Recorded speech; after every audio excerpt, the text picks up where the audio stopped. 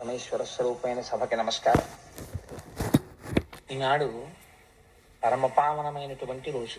ఎందుచేత అంటే, ఒకటి మాఘపాదివారం, రెండు కుంభ సంక్రమణం, రెండూ జరిగినటువంటి పరమోత్కృష్టమైనటువంటి రోజు.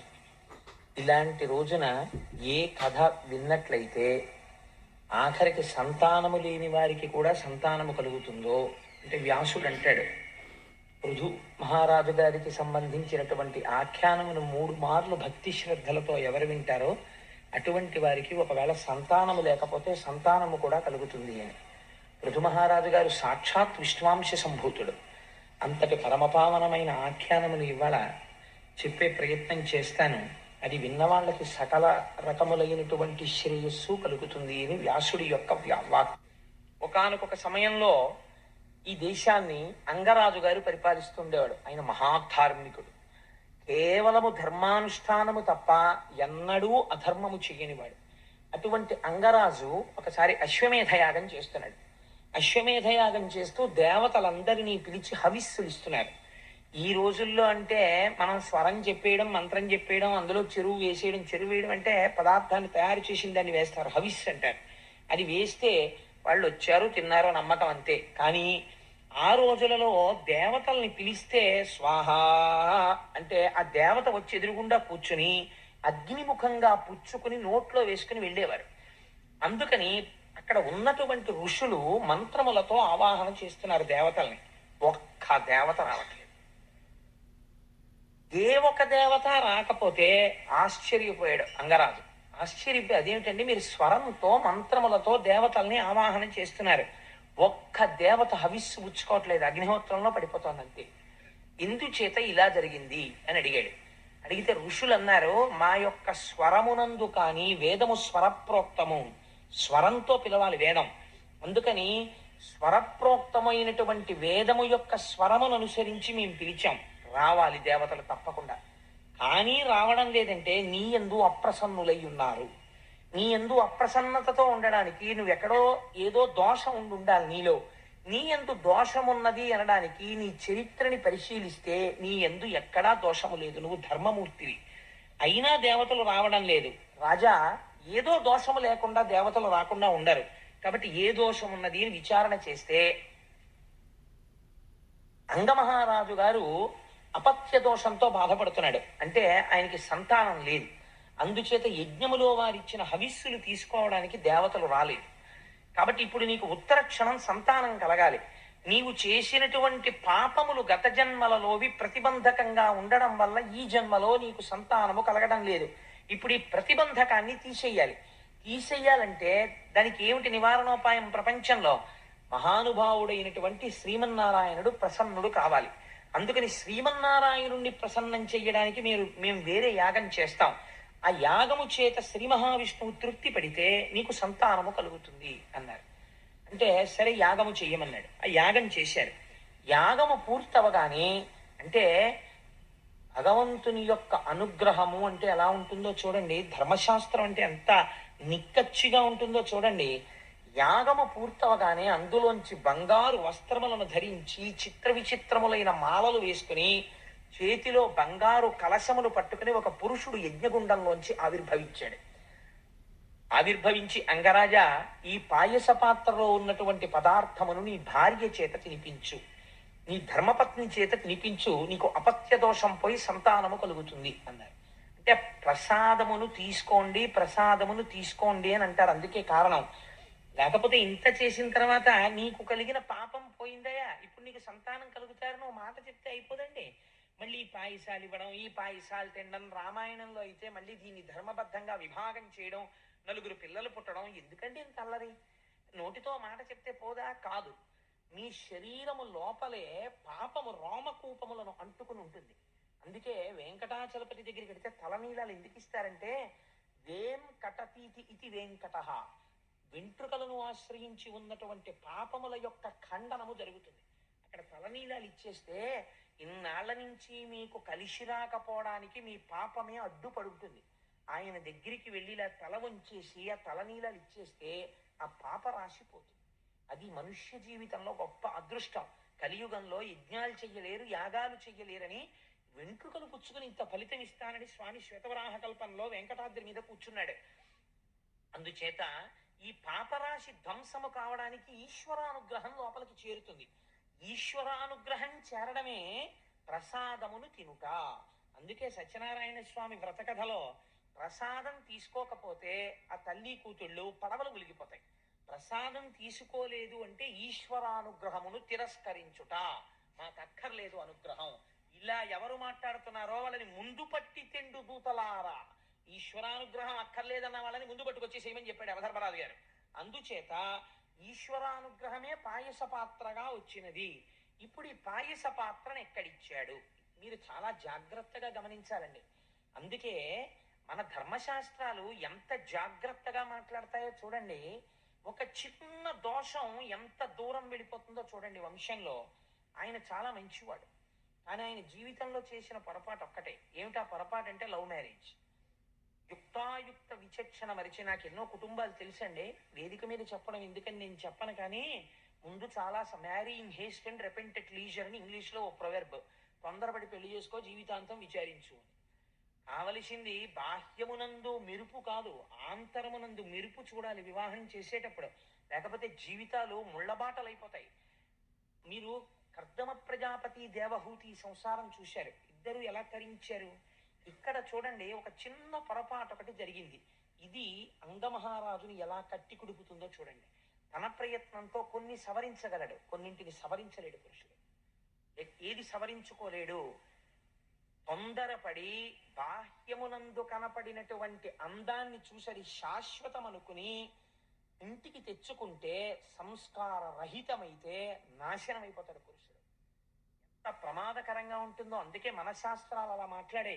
ఎప్పుడు మన శాస్త్రాలు పక్కకెళ్ళిపోయి దిక్కుమాలిన డైలాగులు రాసేవాళ్ళు, ఆడపిల్ల కనపడితే ప్రేమించేసి పెళ్లి చేసుకోవడమే సినిమాకి ముగింపైపోయిన రోజులు వచ్చేసాయో ఆనాడే మన జాతి భ్రష్టు పట్టింది.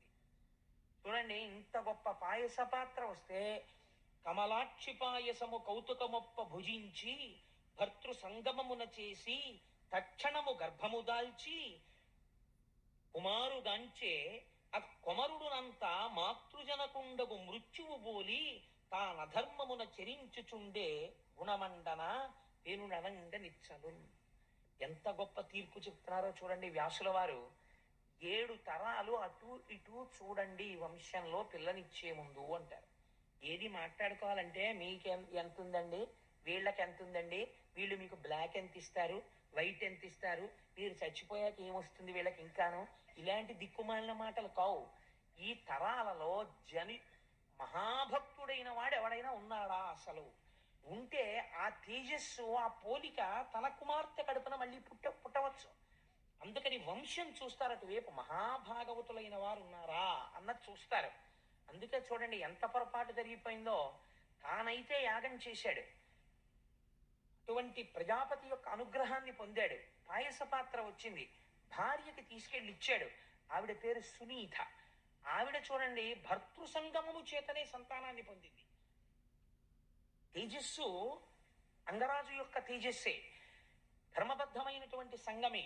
ఆ తేజస్సే ఆవిడ యందు చేరింది. కానీ ఇప్పుడు అది ప్రజోత్పత్తిని చేసింది. కారణం ఏమి? ఇన్నాళ్ళు ఎందుకు చేయలేకపోయింది అంటే ప్రజోత్పత్తిని చెయ్యడానికి వీలు లేనటువంటి స్థితి, పాపము ఇన్నాళ్ళు సంతానము కలగకుండా చేసింది. ఇప్పుడు ఆ విఘ్నం పోయింది. కాబట్టి ఇప్పుడు సంతానము కలగడానికి కావలసిన యోగ్యత సిద్ధించింది. కానీ క్షేత్రశుద్ధి జరగలేదు. క్షేత్రమునందు దోషం ఉంది. క్షేత్రమునందు దోషముండి విత్తనము గొప్పదైనా మొక్క మొలవదు, మొలిచిన కావలసినన్ని కాయలు పళ్ళు పండవు. ఊసర క్షేత్రమునందు పడిపోయింది అనుకోండి, విత్తనం పడిపోతే క్షేత్రము యొక్క లక్షణము కూడా చెట్టు ఎందు ప్రవేశిస్తుంది, చీడపీడలతో ఉంటుంది, సమృద్ధితో ఉండదు సస్యం. ఏమి జరిగింది?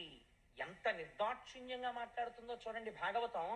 పెళ్లి నా ఇష్టం అన్న మాట ఎంత ప్రమాదమో, ఆ తర్వాత ఎంత ఏడుస్తాడో చూపిస్తాడు.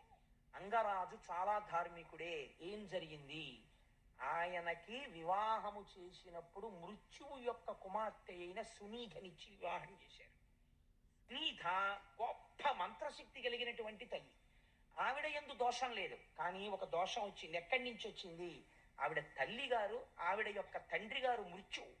అందుచేత ఒకరిని మృత్యు అనేటటువంటిది ఎవరికి సంతోషకారకం కాదు కదండి. అందుకే అసలు ఎవరు ఇంట్లో దక్షిణ దిక్కుకు తిరిగి నమస్కారం చేయరు. కారణం ఏంటంటే దక్షిణ దిక్కుకు తిరిగి చేసిన నమస్కారం యమధర్మరాజు గారికి చెప్తుంది. ఆయన గబుక్కుని రోజు తిరిగి నమస్కారాలు ఎత్తేస్తున్నారు అనుకోండి, మీరు పూజామూర్తులన్నీ ఈశ్వర విగ్రహాలన్నీ ఉత్తర దిక్కుగా పెట్టి మీరు దక్షిణ దిక్కుకి తిరిగి నమస్కారాలు చేయడం మొదలెట్టారు అనుకోండి, ఆయన పుచ్చుకోవడం మొదలెట్టారు అనుకోండి, పాపం వీడు రోజు పెట్టేస్తున్నాడు రా మనకి దండాలు, వీడు తప్ప పెట్టేవాడు లేడు, సో నేను ప్రసన్నుడనవుతున్నాను, నేను చెయ్యగలిగిన విధి నీ పట్ల నేను చేసేస్తానన్నాడు అనుకోండి, ప్రమాదం వచ్చేస్తుందని వీడికి భయం. కానీ ఆయన అలా చేయడు పాపం. అలా టైంకే వస్తాడు ఆయన. వద్దన్నా రావద్దన్నా టైంకి వచ్చేవాడు ఆయన ఒక్కడే దిక్పాలకుల్లో. సూర్య భగవానుడు ఒకడు. అందుచేత అటువంటి మహాపురుషుడైనటువంటి యమధర్మరాజు గారు ఉన్న దిక్కుకి తిరిగి నమస్కారం చేయడమే మనకు భయం. కానీ అది హింసిస్తుంది. ఎందుకంటే ప్రతివాడికి భయం కదండి, భయకారకమై ఉంటుంది మృత్యువు. ఇప్పుడు తన భార్య తండ్రి గారి వైపు దోషం ఉంది, క్షేత్రము యొక్క బీజమునందు దోషం ఉంది, మృత్యువు యొక్క పుత్రిక. తత్కారణము చేత యాగమునందు ఉద్భవించినటువంటి ప్రజాపత్య పురుషుడిచ్చినటువంటి ప్రసాదము తిన్నప్పటికీ పుట్టినటువంటి కుమారుడు వ్యగ్ర స్వభావము కలిగిన వాడు జన్మించాడు. వాడికి వేణుడు అని పేరు ఇచ్చారు. కాబట్టి వాడు ఏం చేసేవాడు, ఇది భాగవతంలో నీ జీవితాన్ని సంస్కరించుకోవడం నేర్చుకోవడం మొదలుపెట్టు. అన్నిటికన్నా చాలా జీవితంలో గొప్ప విషయం ఏదో తెలుసా అండి, వివాహమే. ఎందుకో తెలుసా, వివాహం అనే సంస్కారం మనిషిని ఎటువైపుకైనా తిప్పేస్తుంది. ఒక్కొక్కసారి మహాభక్తుడైనటువంటి వాళ్ళ కుటుంబంలో పుట్టినవాడు ఉంటాడు. నేను వేదిక మీద చెప్పవచ్చో చెప్పకూడదో నాకు తెలియదు, కానీ ఒక ఉదాహరణ చెప్తాను, పేర్లు చెప్పకుండా. నాకు తెలిసి చాలా ధార్మికమై చాలా భగవంతుని పట్ల నిష్ఠ కలిగినటువంటి ఒక కుటుంబంలో ఒకే ఒక కొడుకు ఉండేవాడు. అతను చాలా మంచివాడు. అతనికి వెతికి వెతికి వెతికి వెతికి వెతికి 175 పెళ్లి చూపులు చూసి ఒక అమ్మాయిని తెచ్చి పెళ్లి చేశారు. ఇంత సౌందర్య రాశి లేదు, ఇంత గొప్పది లేదని. వివాహం అయిపోయిన వారం రోజులకి ఆ అమ్మాయి భర్తతో ఏమందో తెలుసా అండి, I hate A man like you, కనీసం సిగరెట్ కాల్చడం నీకు చేత కాదా అని అడిగింది. ఆవిడ పోరు పడలేక వాడు సిగరెట్ కాల్చడం నేర్చుకున్నాడు. ఆ తర్వాత ఏమిటే ఎప్పుడే సంధ్యావందనం పూజ, వాట్ ఈజ్ ఆల్ దిస్, ఏంటి what is all this non sense, ఇంట్లో సరదాగా లిక్కర్ పార్టీకి వెళ్ళాలి, యవ్వనం అనుభవించాలి, నువ్వు తాగు నేను తాగుతాను, సంతోషంగా గడపాలి మనం, ఏంటివన్నీ ఈ ఫోటోలు ఏంటి, ఈ ఏడు విష్ణుమూర్తి బ్రహ్మ ఏంటివన్నీ, 4 పక్షులు అలాంటివి పట్ల పెట్టుకుందాం ఇంట్లో చక్కగా, యవ్వనానికి దీప్తి కల్పించే ఉండాలి.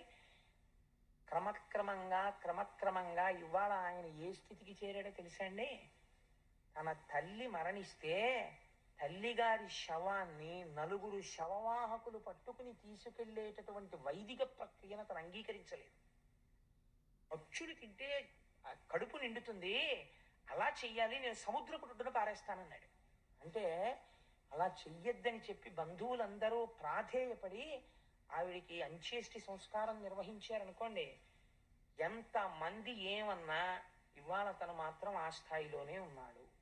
ఎందువలన, ఒకవేళ నేను చెప్పిన వృత్తాంతమును తెలుసున్న వాళ్ళు ఎవరైనా ఉంటే ఈ సభలో వాళ్ళ కుటుంబము వద్ద ప్రస్తావన చేయకండి, బాధపడతారు. కాబట్టి ఎందువల్ల ఇంత మార్పు వచ్చింది చెప్పండి నాకు. ఒక భార్య వల్ల వచ్చేసింది. అదే మీరు తులసీదాస్ గారిని తీసుకోండి. తులసీదాస్ గారు భార్యా సంగమానికి అర్ధరాత్రి వేళ అరణ్యంలో బయలుదేరి పరిగెత్తుకుంటూ వెళ్ళి పావుని పట్టుకుని పైకెక్కాడు మేడ మీద. కావిడంది, నా మీద నీకున్న భ్రాంతిలో 1,00,000 వంతు ఈశ్వరుడి మీద ఉంటే తరించిపోదురా అంది. తులసీదాస్ గారు మహాభక్తుడైపోయాడు. ఓ వివాహం అనేటటువంటిది, జీవిత భాగస్వామి అనేటటువంటిది చాలా జాగ్రత్తగా ఉండాలండి. ఆడపిల్లకి సంస్కారం ప్రయత్నపూర్వకంగా నేర్పాలి తల్లిదండ్రులు. లేకపోతే ఇక్కడ కొంతకాలం ఉంటుంది, పర్వాలేదు, వీళ్ళ సౌమ్యం పోయిందండి, ఏం చేసినా హర్షిస్తారు. ఎందుకంటే తల్లిదండ్రులన్న ఆపేక్ష ఉంది కాబట్టి. ఆ ప్రేమ చేత నువ్వు ఊరుకుంటావు, నాశనం చేసేస్తుంది ఇంకో వంశం దగ్గరికి వెళ్ళి. అక్కడికి వెళితే ఏం చేయడం వచ్చు, వంట పేడాపోయేది. రాకపోతే ఒక మహాత్ముడు వస్తే ఏం మాట్లాడాలో తెలియదు, ఎలా పెట్టాలో తెలియదు. ఒక మహాత్ముడి ఇంటికి దేవతార్చనకు వస్తే ఆయన చేతిలో పరిశేచనం చేయడానికి నీళ్లు ఎన్ని మాటలు పొయ్యాలో తెలియదు, తనకు మడిబట్ట కట్టుకోవడం అంటే ఏమిటో తెలియదు, మాఘపాదివారం వస్తే సూర్యనారాయణమూర్తికి ప్రసాదం ఎలా పొంగించిందో తెలియదు. అందుకే కూతురు చెడుగైన మాత తప్పు, తల్లిదే తప్పు అంతే. అన్ని దగ్గర పెట్టుకుని నేర్పి తీరవలసిందే సంస్కారాన్ని. ఈవిడ నేర్పని కారణానికి వీరొక వంశం నాశనం అయిపోతుంది అవతల వైపు. నీ పిచ్చ ప్రేమ హద్దులో ఉండాలి. నీ కూతురి యందు నీకు ప్రేమ ఉంటే దానికి ఒక అవధి ఉండాలి, దానికి ఒక నియతి ఉండాలి, దానికి ఒక మర్యాద ఉండాలి. అంతేకాని విచ్చలవిడితనం ఆడదానికి నేర్పితే వేరొక వంశం నాశనం అయిపోతుంది. ఆడది సంస్కారం నేర్చుకుంటే వేరొక పురుషుడు కూడా మారిపోవచ్చు. పురుషుడు కూడా అంతే, స్త్రీ పట్ల అంతే మర్యాదగా ఉండాలి.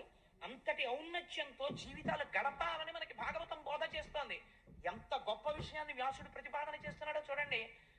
అందుచేత ఇటువైపు నుంచి ఉన్నటువంటి దోషమునకు ఏమైనది, వేరుడు వ్యగ్రతతో జన్మించినాడు కాబట్టి ఏం చేసేవాడు, అది జన్మత వచ్చిన బుద్ధి, అది బోధకి మారడం కూడా చాలా కష్టం. అది ఇంకా పుట్టుకతో వచ్చిన బుద్ధి పుడకలతో పోతుంది అంతే ఇంక మళ్ళీ.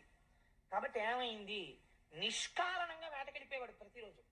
వెళ్ళిపోయి కుందేలు పిల్లల దగ్గర నుంచి లేళ్ళు జింకల వరకు చంపేసేవాడు. ఆ చంపడంలో అర్థం లేదంటే ఇంకా వ్యగ్రత. ఒకటి చచ్చిపోతుంటే తనకు ఆనందం, తను తిరిగి వచ్చేస్తుంటే పిల్లలందరూ క్రీడా మైదానంలో ఆడుకుంటూ ఉండేవారు. ఆడుకుంటుంటే బడిత పట్టుకుని పిల్లల్ని చచ్చిపోయే వరకు కొట్టేసేవాడు. పిల్లలు చచ్చిపోయేవారు, సంతోషంగా ఇంటికి వెళ్ళిపోయేవాడు. ఎందుకని మాతామహుడి వైపు నుంచి వచ్చేసింది పోలిక. వచ్చేయడంలో అందుకే 7 తరాలు చూస్తారండి. మళ్ళీ అటువంటి చీడ పురుగు మళ్ళీ పుట్టే అవకాశం ఉంటుంది. కాబట్టి తాను చేసిన పాపం తనతో ఆగదు. తర్వాత తన పిల్ల మనవలు, మునిమనవలు ఇంతమంది పాడై చరిత్రే వక్రీకరింపబడిపోతుంది. చాలా జాగ్రత్త సుమా. జీవితం అంటే ఏమిటో అనుకుంటున్నావు, హ్యాండిల్ విత్ కేర్ జీవితమే అన్నది చూపిస్తున్నాడు వ్యాసుడు. కాబట్టి ఏమైంది, ఇలాంటి పిల్లవాడిని రోజు దగ్గర కూర్చోబెట్టుకుని అంగరాజు ధర్మబోధ చేసేవాడు. నాయనా లేక లేక పుట్టావు, పుత్రకామేష్టి చేశాను, చేస్తే పుట్టినవాడివి, నీ దురంతములు వినలేకపోతున్నాను. ప్రతిరోజు రాజ్యంలో ఉన్న వాళ్ళు వచ్చి మా పిల్లల్ని చంపేశాడని చెప్పడమే, ఇదేమి ప్రారంధం రా, ఇలా చెయ్యకని చెప్పేవాడు. ఈయన చెప్పడం, కనుబొమలు ఎగరేసేవాడు. తండ్రి పట్ల మర్యాద ఉండేది కాదు, గౌరవం ఉండేది కాదు. మళ్ళీ తెల్లవారి లేవడం, మళ్ళీ పాపకృత్యాలు చేయడం. ఒక రోజు రాత్రి తండ్రి ప్రాణం విసిగిపోయింది. వైరాగ్యం కమ్స్ లైక్ ఫ్లడ్ అంటే ఇదే. ఒకరోజు భార్య కొడుకు నిద్రపోతున్నారు. అంగరాజు గారు మాత్రం నిద్ర పట్టక ఒక కుర్చీలో కూర్చున్నాడు. ఆయన అనుకున్నాడు, నా జీవితానికి ఏమి సార్థకత, ఒకటి నా కొడుకు సత్ప్రవర్తన కలిగిన వాడై నా తర్వాత సింహాసనాన్ని అధిష్ఠించి రాజ్యపాలనము చేసి చక్కగా నాకు పేరు తెచ్చి నా శరీరము పడిపోయిన తర్వాత గయలో శ్రాద్ధం పెట్టాలి. అలా వాడన్నా నన్ను ఉద్ధరించాలి. కొడుకుండాలి, కొడుకుండాలని అందుకు కోరుకుంటారు. దిక్కుమాలిన కొడుకు ఉంటే ఎంత, ఊడిపోతే ఎంత, అలాంటి కొడుకు లేకపోతే నష్టమేం లేదు. కాబట్టి ఈ కొడుకు వల్ల నాకు ఒక గొప్ప ప్రయోజనం కనపడుతోంది. ఏమిటా ప్రయోజనం, ఎప్పుడో నాకు వైరాగ్యం వస్తుందో రాదో, ఈ భోగాలతో ఇలా మగ్నత పొందుతానో, కానీ వీడు ఈశ్వరుల్లాగా ఇంత దుష్టుడు పుట్టి నాకు, అంటే ఈశ్వరుల్లా అంటే నేను దుష్టుడి సామ్యం చెప్పానని కాదు, వైరాగ్యం ఇవ్వడంలో, వీడు నా మాట వినడు, నాకు అప్రతిష్ఠ వచ్చేస్తోంది అన్న బెంగతో, ఇలాంటి కొడుకు ఉన్న చోట నాకు ఇంత రాజ్యం ఉంటే ఎంత, సింహాసనం ఉంటే ఎంత, రోజు వీడికి చెప్పుకునే కన్నా ఎక్కడికో పోయి ఈశ్వరారాధన చేసుకుని మట్టిలో కలిసిపోతే మంచిది. కాబట్టి ఇంకా నేను ఈ కొడుకు, నా కొడుకు వీడికి చంపలేను. ఎందుచేత అంటే ఉన్నదొక్క నలుసు, వీడిని రేపొద్దున్న రాజుని చేయలేను, యవరాజ్య పట్టాభిషేకం చేసి వానప్రస్థానికి వెళ్ళలేను, ప్రజలకి తీసుకొచ్చి ఒక బందిపోటు దొంగనప్పచెప్పినట్టు అయిపోతుంది. అందుకని వీడికి యవరాజ్యం ఇవ్వలేను, ఇవ్వకుండా ఉందామంటే కుదరదు. ఇంత చిత్తక్షోభ పడే కన్నా మనము విరాగులమై అరణ్యమునకు వెళ్ళిపోదాం అని చెప్పి ఒక రాత్రి వేళ అన్ని భోగములు కలిగినటువంటి అంతఃపురాన్ని, తన భార్యని, తన బిడ్డని విడిచిపెట్టి గురువులకు కూడా చెప్పకుండా తానొక్కడే కాలినడకన నడిచి అరణ్యంలోకి వెళ్ళిపోయాడు. ఇప్పుడు చెప్పండి, దుర్మార్గుడైన కొడుకు జన్మిస్తే ఎంత సన్మార్గుడైన తండ్రి అయినా ఎంత బాధపడ్డాడో ఆలోచించండి. అది అంగరాజు యొక్క పొరపాట, ఎంత మాత్రమూ కాదు. కానీ ధార్మికుడు శిక్షింపబడినాడు. దేని వలన, క్షేత్రము యొక్క జనన కారణమైన బీజమునందున్న దోషము చేత తాను శిక్షింపబడ్డాడు. ఎంత ఎలా ఉంటాయో చూడండి వివాహాలంటే. ఆయన అడవికి వెళ్ళిపోతే మర్నాడు పొద్దున్న అంతఃపురంలో రాజు కనపడలేదు. కనపడకపోతే అక్కడ ఉన్నటువంటి గురువులు చూశారు, ఋషులు చూశారు, మహర్షులు చూశారు. అరెరే కనపట్టలేదు రాజు, రాజు లేకపోతే రాజ్యం క్షోభిస్తుంది, కాబట్టి మనం ఉత్తర క్షణం రాజుని తీసుకురావాలని చెప్పి అరణ్యాలలోకి వెళ్ళి వెతికారు. ఎక్కడ వెతికినా రాజు కనపడలేదు. తిరిగి వచ్చేశారు. వచ్చేసి ఇప్పుడు ఉన్నవాడెవరు? ఉత్తరాధికారి రాజకుమారుడు వేణుడే కనుక ఏమో చూద్దాం, ఈశ్వరుడి అనుగ్రహం, మనమెందుకు ఆయన కొడుకు రాజు కాకుండా మనం అడ్డుపడాలి? ధర్మం తెలుసున్నవాడు ధర్మంతో ప్రవర్తించాలి. కాబట్టి పట్టాభిషేకం చేద్దాం. మార్పు రాకపోతే అప్పుడు మనం చూద్దాం ఈయన విషయం అని చెప్పి ఆయన తల్లిగారైనటువంటి సునీధతో మాట్లాడి ఈ వేణుడికి పట్టాభిషేకం చేశారు. వేణుడికి పట్టాభిషేకము చేసిన తర్వాత ప్రజల యొక్క పరిస్థితి ఎట్లున్నది అనడానికి పోతన గారు ఒక గొప్ప ఉదాహరణ చెప్పారు. ఒక కర్ర యొక్క కన్నములలో చాలా కాలము నుంచి చీమలు ఆవాసం చేస్తున్నాయి అనుకోండి. ఆ కర్రకి అకస్మాత్తుగా రెండు వైపులా అగ్నిహోత్రం అంటుకుంది అనుకోండి. ఇప్పుడు ఈ చీమలు ఎటువైపు నుంచి పారిపోతాయి? అలా వేణుడు రాజైన తర్వాత ఇటు రాజు వైపు నుంచి బాధ, అటు క్రూరుల వైపు నుంచి బాధ. వీడికి స్నేహితులు వాళ్లే. అందుకని ఇద్దరూ కలిపి ప్రజల్ని నలిపేస్తున్నారు. ఎక్కడ లేని బాధ పడిపోతున్నారు. యజ్ఞయాగాది క్రతువులు లేవు. ఎవరైనా ఎక్కడైనా యజ్ఞం చేసినా యాగం చేసినా వెంటనే వాళ్ళని శిక్ష వేసేవాడు. మీకెవరు రా ఈశ్వరుడు? రాజు ఈశ్వరుడు. కాబట్టి మీరు యజ్ఞం చేస్తే ఎవరి పేరు మీద చెయ్యాలి? నాకు చెయ్యాలి యజ్ఞం. యాగం చేస్తే నాకు చెయ్యాలి. పూజ చేస్తే ఈశ్వర ప్రతిమలు అవి ఏం పనికిరావు. అందరూ కూడా వేణుని యొక్క చిత్రపటాలని ఇంట్లో పెట్టుకోవాలి. ఆయనకే ఆరాధన చెయ్యాలి. ఇదొక వెర్రి. అందుకని చెప్పి నాకే పూజలు చెయ్యండి అని తనకే ఒక పూజా విధానం నిర్మించేసుకుని ఉంటుంటాడు. ఇటువంటి బోధ మొదలుపెట్టాడు. ఎక్కడా యజ్ఞయాగాది క్రతువులు లేవు. యజ్ఞయాగాది క్రతువులు లేకపోతే ఏమవుతుంది? మీరు ఆలోచించండి. మీరైనా ఒకటి ఆలోచించండి. నేను ఓ ఉద్యోగం చేస్తున్నాను. ఓ ఉద్యోగం చేస్తే నాకు 12 నెలలు అయ్యేటప్పటికి సంవత్సరంలో ఏదో కొంత జీతం వస్తుంది.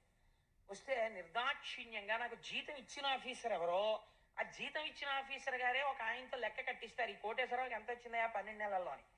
ఇంత వచ్చిందండి ఈయన జీతం. ఈయన ఆదాయపు పన్ను అని ఇంత వచ్చినందుకు ఇంత ట్యాక్స్ కట్టాలి, కోసే ఆయన జీతంలో అంటాడు. అప్పుడు నేను అది కట్టేటప్పుడు సంతోషంగా కట్టేయాలి. ఈశ్వరుడు నాకు ఇన్కమ్ ట్యాక్స్ కట్టగలిగినంత అదృష్టాన్ని ఇచ్చాడనమాట. అదొక క్రెడెన్షియల్ అనుకుని కట్టేయాలంతే. అంతేగాని నేను తిరగబడ్డాను అనుకోండి, నేను ట్యాక్స్ కట్టను. ఆయన ఏం చేస్తాడంటే ఛార్జ్ షీట్ ఇచ్చి ట్యాక్స్ కట్టని వాడు సిటిజన్ గా కూడా కాదు, ఉద్యోగంలో ఉండడానికి వీలేదు, తీసేది, ఇన్కమ్ ఉండదు, ట్యాక్స్ కట్టక్కర్లేదు, వెళ్ళిపోయి ఇంటి కట్టాడు. కాబట్టి ఏమవుతుంది? మొత్తానికి మొదటికి మోసం వస్తుంది. యజ్ఞం చెయ్యడం యాగం చెయ్యడం అంటే ఏమిటో తెలుసా అండి? అందుకే అది ఒక్క మన ధర్మంలోనే ఉంది.